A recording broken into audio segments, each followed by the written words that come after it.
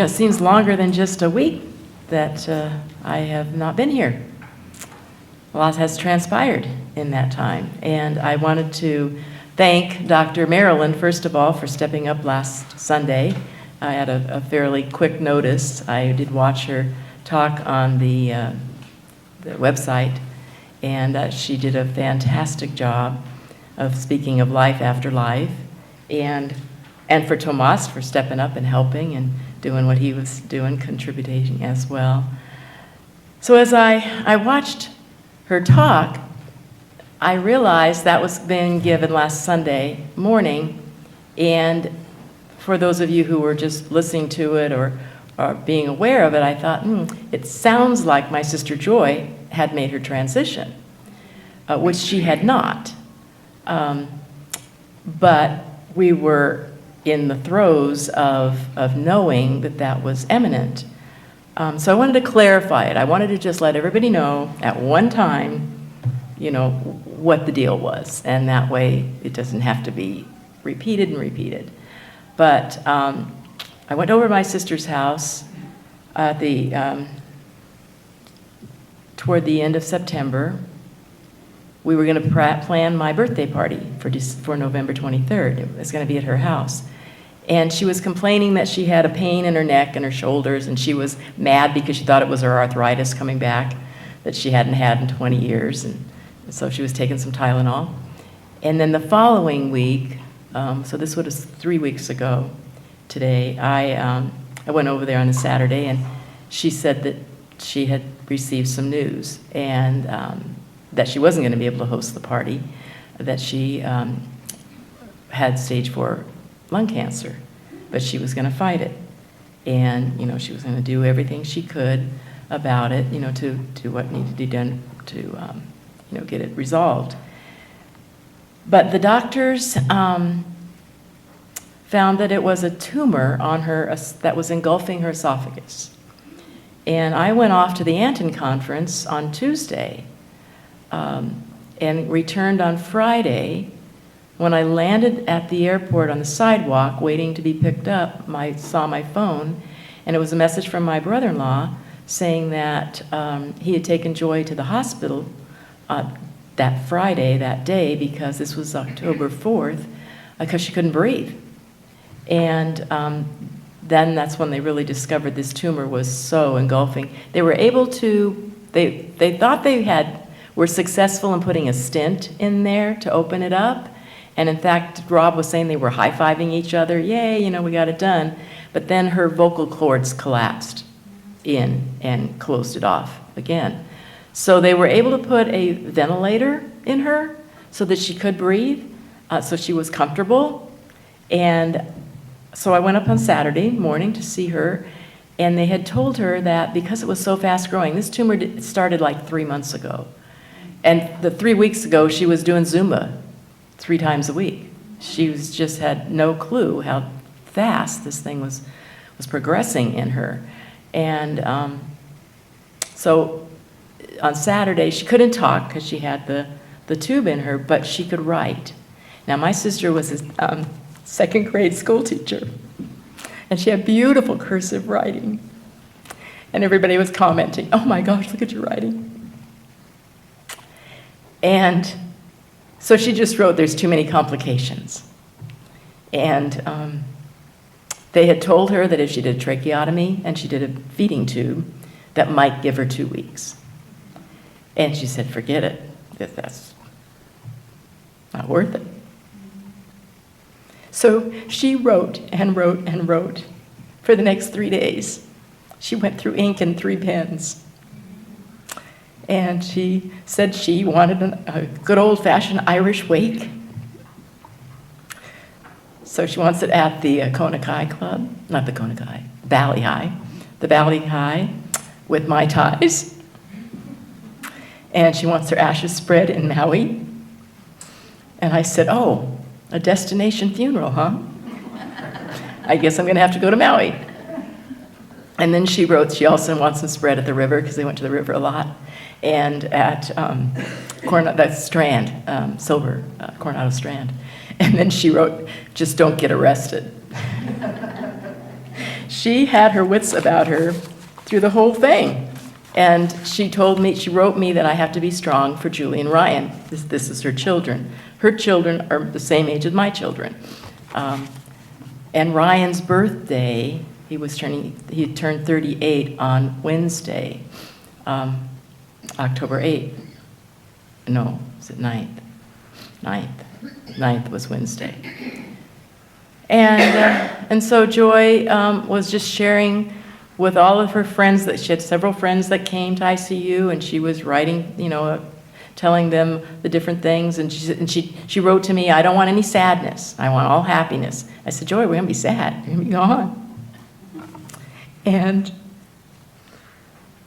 so I asked her, I said, some people are able to come back with a sign or a signal of knowing the people who are left here on earth, knowing that you're around. Do you have anything in mind about that, of what you could do that would represent us knowing that you're here with us? And she said, she did not hesitate a moment. She wrote down a hummingbird, because they're pretty and feisty as hell.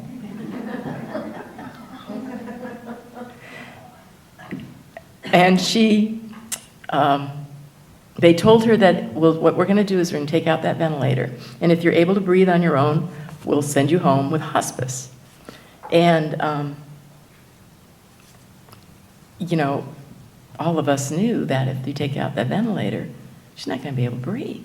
That's why she came into the hospital. And so we all knew what was going to happen. And one of the last things she wrote on Tuesday morning, which was the 8th, by then her cursive was gone. She was just printing. But she said, "Now hear me. I do not want to go home." Because she didn't want to go home. Because Ryan's birthday was the next day. And she didn't want to have all that, going on for his birthday. So they told her that, if she couldn't breathe, they would administer more of the morphine. And that's what happened. So it was just immediate family there. And I have been feeling all your prayers, all your love, all your support. It's still kind of surreal, that because it happened so fast, but what a blessing, that she didn't have really hardly any suffering, really whatsoever. And she was able to express herself cognizantly, fully, up until the very last moment. And the last thing she wrote was, "I love you." Joy was not a religious person. She told everyone she's spiritual. She believed in karma, and she believed in the golden rule. How much more basically spiritual can you get? Karma, what goes out comes back. And the golden rule, treat others the way you'd want to be treated. In your program today, you'll find a copy of a piece of paper that I added to it there this morning quickly, because it's the golden rule that has been professed in all the different religions through the ages. Confucianism, Buddhism, Zoroastrianism, the paganism, Hinduism, Judaism, Christianity, and Sikhism. How do you say that? The Sikhs.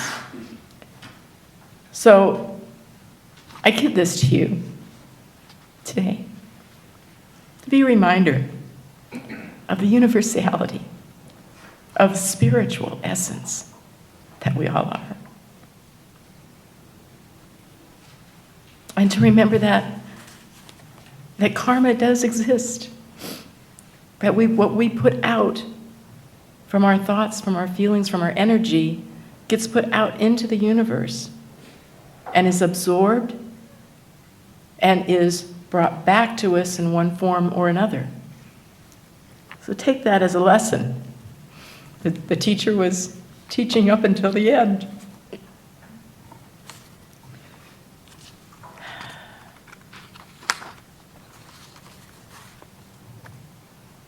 So I just wanted to share that with you and just let it be out there so that there weren't questionings. I know you've all are sending your love, and I really do hold it. I appreciate it. I feel it tremendously. So this life celebration that she's going to have probably won't happen until January or so, because of her daughter, Julie, is an attorney back in Washington, D.C. area, and she's right now got a big case, and she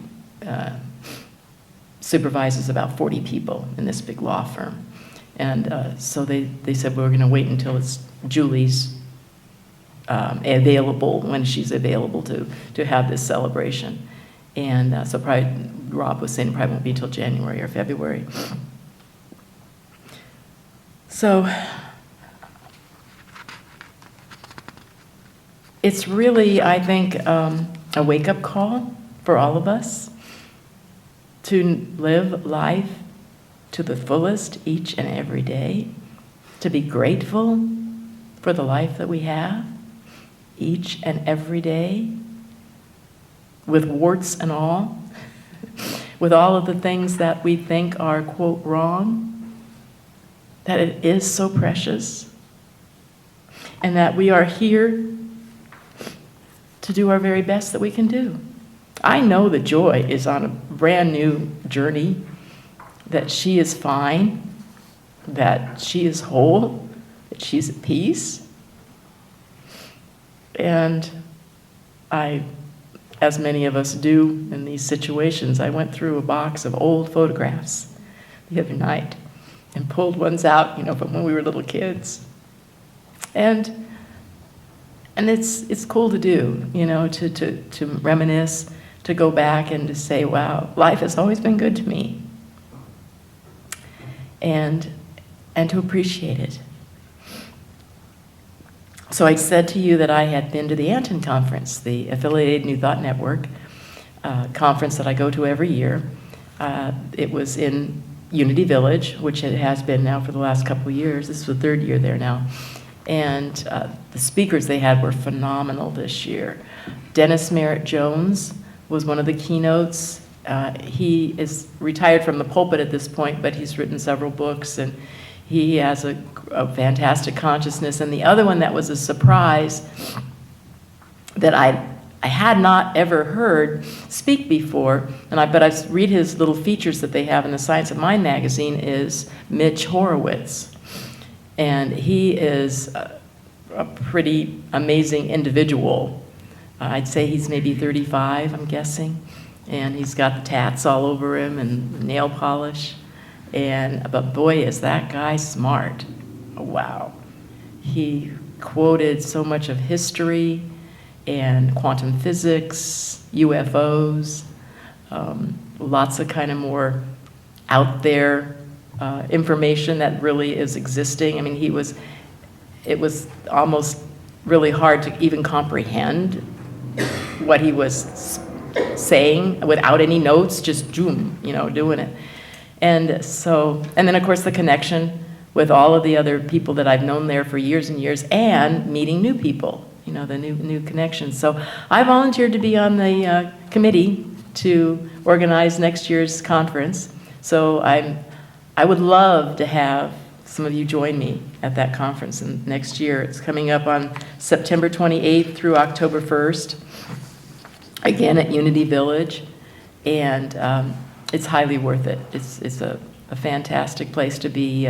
You have your meals right there, your lodging is right there, and so it's you get fed spiritually a lot. It's up to your brim. So I highly suggest that you consider it, and consider it earlier than later, because lots of folks are already signed up for it. And so let me know if you're interested, and we can talk about it.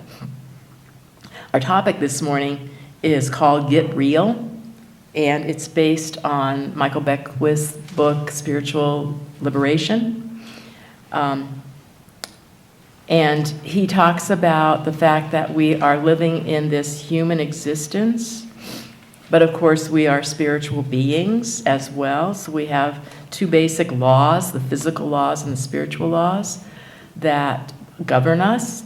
And he said, walking the razor's edge of don't blow this incarnation and you are an eternal being, we bounce back and forth as we learn to join heaven and earth without sacrificing one for the other. Our one challenge is to eliminate the nuances of a divided existence. As you mature spiritually, you make peace with the temporariness yet preciousness of your earthly incarnation, with the fact that you are here to bring eternity into time. Think about that. We are here to bring eternity into time. When your personal laws of life include walking in balance between the mortal and the immortal, you become confident, and confidence leads you to acknowledge your worthiness and to deliver your talents and gifts on this planet. We have come here fully equipped with everything because we are spiritual, divine in nature, and each one of us gets to pick and choose and select how these talents that we have developed and learned and grown within ourselves, how we experience them, how we share them, how we give them to the world. As I wrote in the Thought for the Week, limitation and restriction is not our nature. It is only when we step aside and surrender to love's calling do we find true freedom. Going within daily with practice and patience, we are lifted out of the ego sense and into reality with a big R. It was Michael Beckwith that I put in the thought that I'm sure some of you know, is we go from discipline to blissipline. Good. That's Michael Beckwith. Blissipline, I love it. We go into blissipline. And it does take a bit of discipline, of a routine to remind ourselves that that's what we are. You know, to let ourselves go back into that substance within ourselves, into that quiet, into that realm of spirit, and be fed from it, so that then we can go out and look at this world that we have and utilize our talents that we know we have. And I think that for many of us, I don't care what age you are, there are more talents and more gifts that you have to give to this world than what you are aware of or what you are doing now. Otherwise, you wouldn't be here. You would be on to something else. So while we're here, I believe we're here to grow, evolve, and share this unique talent and energy that comes from us. So I know you know what your talents are. Are you available and open to finding out and learning if you have more? Something different, something expanded? Does that sound like a fun thing to do? Huh? Yeah. For some of us in this room, it might be learning how to really use a computer. We were told this morning, silence your friend, the cell phone. Our cell phones, most of us now, a cell phone is like a computer. There's one gal yesterday, we went into the spa at the Hakumba, she had her phone in her hand playing a game. In the water. In the water. She was pretty hooked to it. iPhone 10s. 10s iPhone, whatever, yeah. But what I'm saying is that our species is evolving. Get on board with it. Get in the flow of your evolvement, of what's new for you, for what you can do to contribute to this world, and be happy for those who are doing it. I love it when John Bradshaw, a long time ago when he was here, he said, "Good for us." When you see somebody driving that Mercedes, or you see somebody that has something that you'd like. Good for us. Feel that community, that oneness with all. And know that you can have it. I want us to enlarge our territory. Be more than what you are than you walked in this room. For the balance of this day, be like a investigator, be like a miner, where you're mining for gold, you're mining for something, you're looking for that buried treasure that is within you. That unlimited, infinite spirit that you know you'll carry with you to the next realm, but let's, while we're here, play on the playground of life with all the gusto that we can. And be happy and aware that everybody else is doing it for themselves, to acknowledge that for them. Just, if you can just do two things in this life: give and be grateful. It doesn't get you much simpler than that. Give and be grateful. I believe if you do that, you will be real. You will get real with a capital R. I'd like us to bring out the program again, and I'd like us to close with our saying again on the thought for the week at the bottom where it's bolded. Let's say that again together.